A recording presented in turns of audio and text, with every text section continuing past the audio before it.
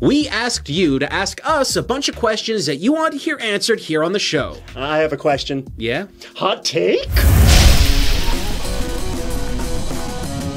Well, folks, a whole bunch of you asked a whole bunch of questions, and we really wanted to get into it as quick as we could. So let's get to the first one, Adam. Question number 1. This is from Trevor. I believe this is from Facebook. Yes, this is from Facebook. So Trevor asks, what are some games you like that most people don't? Well, that's pretty easy.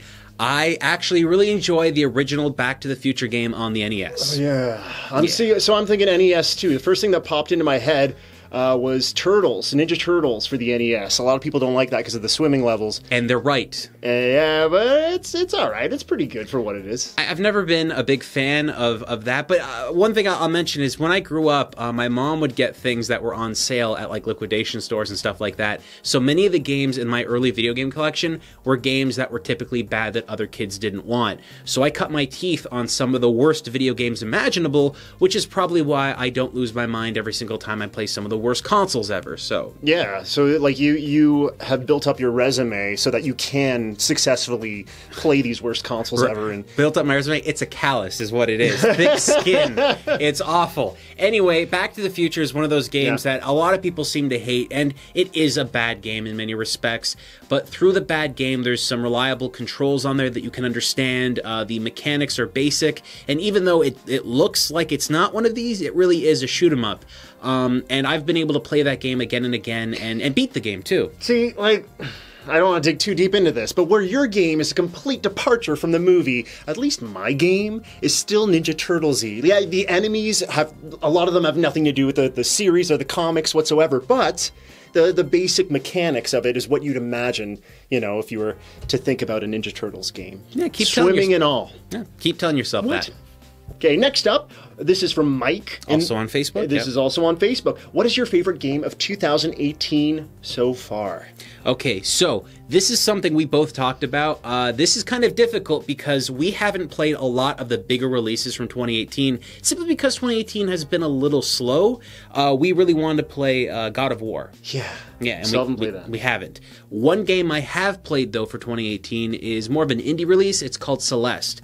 This game is really fun. It's very fast. Wonderful graphics and art style, wonderful sound effects. Kind of a light narrative that's sprinkled throughout it that you can kind of get into as you go along. And all in all, I think it's a really fun game, especially if you're a fan of Super Meat Boy. This is definitely one of those games you shouldn't miss, and it's available pretty much on every platform. I'm gonna cheat. Okay. And I'm gonna say a game that I played in 2018 because, again, a lot of the 2018 releases have eluded me, or I've only played a fraction of them, so I can't properly review them or talk about them. Okay. But I just finished a game called Fragile Dreams yesterday on the Wii. It was an exclusive, and it was released over here by Exceed, that awesome translation team. What year are we going back on that one? Oh, this is, well, it was 2009, I believe. That's awesome. So you asked me what game comes out in 2018. I gave you one. Let me describe the game to you, Shane. Okay. So the game is about a little boy who's lost. He has a papa. He has a grandfather figure who passes away at the beginning of the game,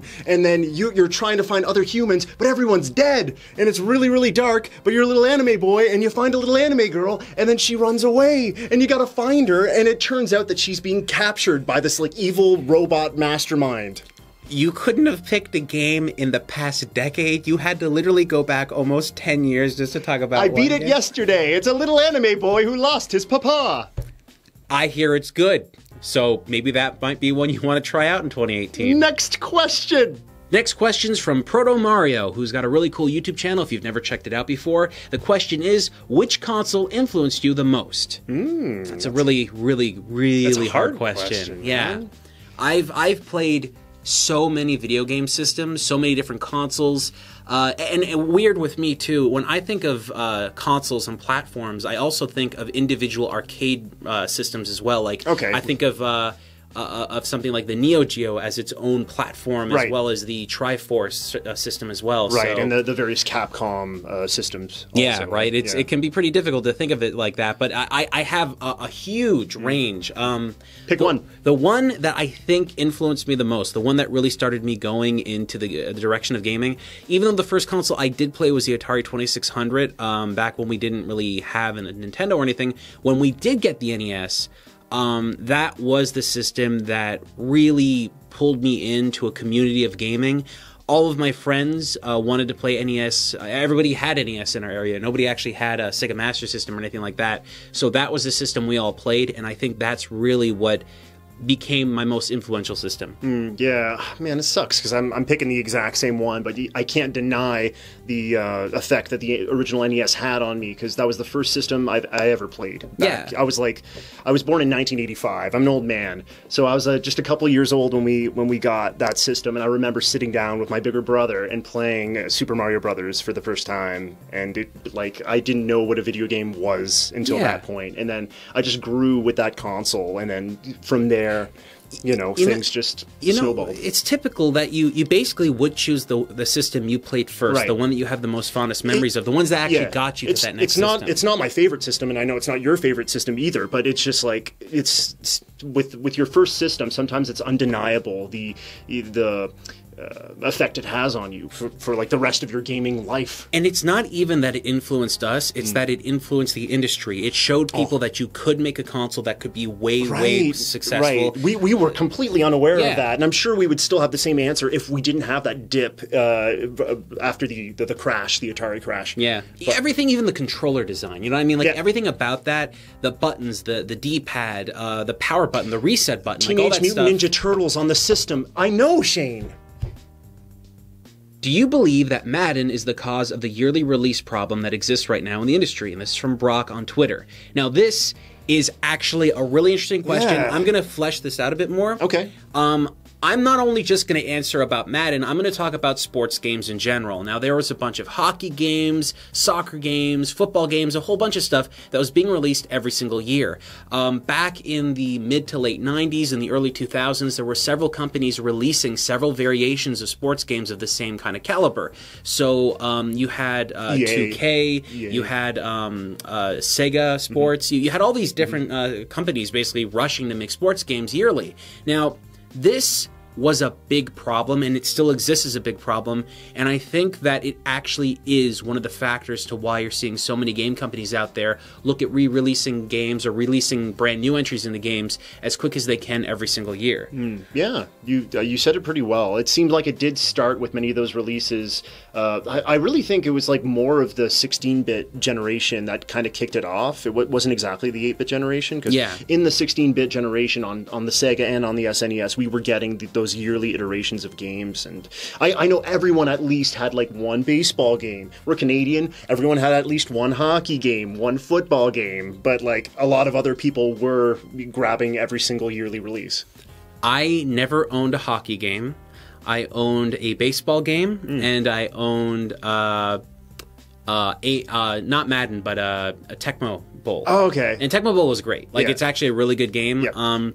But those games back then were designed with something unique. They were trying to figure out how to get the sport to work in the gaming world. So there was neat ideas at play. There was different kinds of gameplay. I would go as far as to say that the 8-bit games are more interesting to look at and play because no one knew what the heck was going on. So yeah, you had Tecmo Bowl. I was playing Blades of Steel, which was a hockey game, and like it was so simplistic and none of the rules really applied, but it was so much fun. And the idea was to make that one game as good as possible because you would imagine that game would go on to sell for the next couple of years. Right. Blades of Steel didn't have Blades of Steel 2, 3, 4, 5, 6, 7, 8, 9, 10 and get released every single year, right? It was that one release, and then they wanted, if they were going to do a sequel, it would have just simply been called 2 and not the year that it came out. Yep. And I think it was with Madden where you started to see the yearly release schedule happen, where it started to become like 95, 96, 97. I feel like we almost have to go back and do more research on this to see like exactly where that started off. But sports is definitely where it started. Now we're getting our yearly or bi-yearly Assassin's Creed games, which some people are a little iffy about. Yep.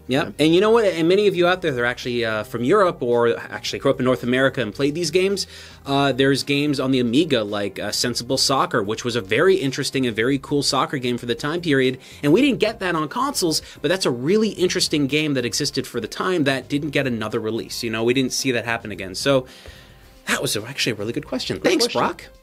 Jane! Yes. Next question comes from Nostalgia Collector, who asks, do you ever come across American coins in your change? You know, it's interesting because we actually don't have coins in Canada. We exchange whale fat, seal blubber. Pleasantries. Yes, and sometimes discs of snow that have been peed on and compressed. Sometimes people like to think those are coins, but realistically they're not. They're just urine and snow. And delicious. Okay, we got a super duper sized question here from Jason Black, so pardon me while I read this. The Switch lacks AAA third-party support, in his opinion. By 2020, when PS5 comes out, there is unlikely to be any further support from AAA devs for Switch. What kind of hardware or new Switch hardware do you expect Nintendo to release to give them a chance to get future ports from third parties? Well, that is a big question, and one that I think really deserves a lot of thought. Now, this is a really interesting one simply because there's an idea that we're going to get another PlayStation system eventually. We're probably going to get a PlayStation 5, and I think 2020 is not out of the realm of possibility. I think by that point, Sony will well be gearing up into going to the next system. As long as they don't see any more success with the PlayStation 4 as it exists right now, I think the moment they start to see the sales take a little bit of a slip and maybe go beneath the Switch, that's where they're going to do their attack. I think that you're seeing all the console developers besides Nintendo try to go for power and efficiency and things like that you simply don't see Nintendo go for, because Nintendo is going for a completely different idea and a different market. It's been the same way for a very long time. It really has. Yeah. Even with the GameCube, even with the Nintendo 64, right, they've always chose to do things a little bit different. The Nintendo 64, Nintendo refused to go with optical discs, right, which was insane at the time. Yeah, you know, because it was the most powerful console out there at the time. It was even more powerful than most PCs at that time. If it did have some sort of an optical disc, we could be living in a very different video game landscape today. Hands down. If the Nintendo 64 had actually utilized compact discs at that point, you definitely would have had games that would have looked better than the PlayStation, probably would have performed better, would have had better textures. The whole idea is that the N64 really is a powerful piece of system that is limited by the actual cartridge that they use. Yeah. Yes, you didn't get loading times in a majority of games, but what you actually didn't get were games that made use of that really cool tech. When it came to the GameCube, they utilized mini DVDs, and those mini DVDs are basically half the size of a normal DVD. And when the PlayStation 2 and the Xbox came on the scene and PCs were using the larger format discs, essentially you had all these people making games with that format in mind, and on the GameCube you had to knock it down. And the GameCube was a really powerful piece of tech. It was more powerful than the PS2. So it was twice that they did that. Yeah. And then when we got to the Wii, it was basically a sidestep utilizing the same technology you would have found in a GameCube. And at that point, they were utilizing DVD discs. But at that exact moment, that's when Sony introduced the Blu-ray disc. Yeah, and jumping to HDMI. Yeah, completely. Right? Yeah. So every time they do this, they always do something just a little bit different. And in this instance, we are now in a point where the Switch is utilizing a smaller storage capacity, and discs their cartridges cost a lot more than Blu-ray discs. And then because of the system itself, it is underpowered when compared to even the base models of the other guys, right? So to get a leg up and to have AAA developers interested in the next console, what do you think? What should be done? I think when it comes to the performance, game developers are going to start utilizing the better processing power and better graphics performance of the next systems. The PlayStation Pro right now, the Xbox One X. You're probably going to see the PlayStation 5 and the Xbox 2, or whatever they're going to call it, be more powerful than the existing platforms on the market. Like, to kind of talk simple for a second, it almost seems like you have better luck with AAA developers if you have an overpowered piece of tech coming in than if you have a piece of tech that they would have to adjust to be on a slightly underpowered machine. It's true, yeah. The Switch is great. We've said it 1,000 times, but it is not. It doesn't have the muscle that the other boys have. It's true, just because it's a portable system, right? So these game developers are basically going to be in a situation where they're going to have to figure out how to get their really, really big game experiences working on the smaller one. In fact, it was just recently that the Yakuza developers talked about that they couldn't actually get their game to work on the Switch if they tried without kind of destroying what the game feels like. And I think that's something that Nintendo should be worried about for the future, because they need to be worrying about the developers being able to move games over. When we get to the next systems, I have no doubt in my mind that Sony and Microsoft are going to be utilizing a Blu-ray disc format that's a little bit bigger than what we have right now. and they're going to have games that are bigger if they even choose to do optical media Could be at digital. all. Yeah, it could be all digital. And if it is digital, right, which is what I assume they're going to go with, they're going to have much bigger hard drives inside these machines that you simply don't get with a portable system like the Switch. Right. And at that point, you're going to have games that are even larger than they are now, and it's just going to create this huge snowball of events that is going to harm them in the future. Okay, one more kind of sort of idea or thing I thought of was just we are still seeing a lot of support. We actually spoke about this earlier. We're still seeing a lot of support for the 3DS. And if there's some way that we can get all of that support and all the software that's being released on that system, not necessarily that software, but the people making that software jump into the Switch, like there's not a lot of games that have a crossover on the 3DS, but there's still such a huge library. So why can't they do that for the Switch? That's true. That's absolutely true. I personally believe that the Switch was rushed out really quick to save face after the Wii U fell, and that's why the developers were kind of caught off guard. We always talked about 2018 being a bit of a slow year, and we are seeing that, but likely we're going to see 2019 be a better year.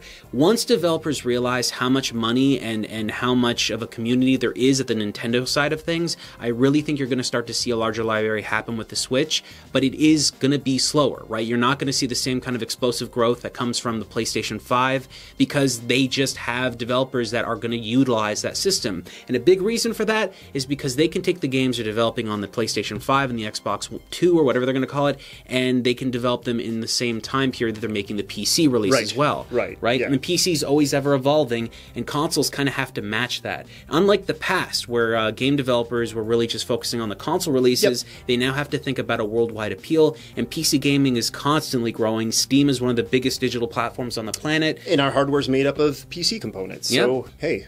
Right now, the way it exists, Nintendo is the only one out that is making a system that is drastically different compared to everybody else. So for them, they need to start getting a lot more first-party experience and third-party It makes the system stand out in a great way, but there's also negatives as well. I really think the best way that Nintendo can solve this issue in the years to come is just to basically reach out to a bunch of developers and either buy them outright, start buying developers and getting exclusives from them, or start getting a lot more timed exclusives. If a game is going to look a little bit worse on the Switch when it's launched, having that game released on the Switch first for a year and then it comes out on everything else would be a better deal for them. This is what the Xbox 360 did originally. They got timed exclusives for DLC and games, and eventually Sony started using that same idea when it came to the PlayStation 4. So in order for Nintendo to have that fighting edge, I think they really need to take that kind of idea into work. Okay.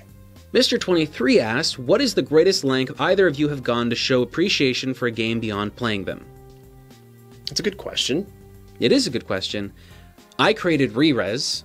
That's what I did. I wanted to talk about games all the time and show my appreciation for games, and that's what we did. That's what I did because I really, really wanted to have that kind of forum to showcase all these really interesting games people didn't talk about. Yeah, for me, of course it's editing things and making things. I used to animate a little show with pixel animation and stuff. Just making stuff. I like to write music or try to replicate the music I hear in games on guitar, and I draw things and I animate things. It's my jive. Yep, we're just homeless artists. Well, folks, thank you so much for writing your comments in and basically asking us a bunch of questions. Oh, Shane, actually, there's one more question. This is from Alexander on Twitter, who asks, on a scale of 1 to 10, what is your favorite color of the alphabet? Blue. Be sure to write comments in the comments below. That broke my brain.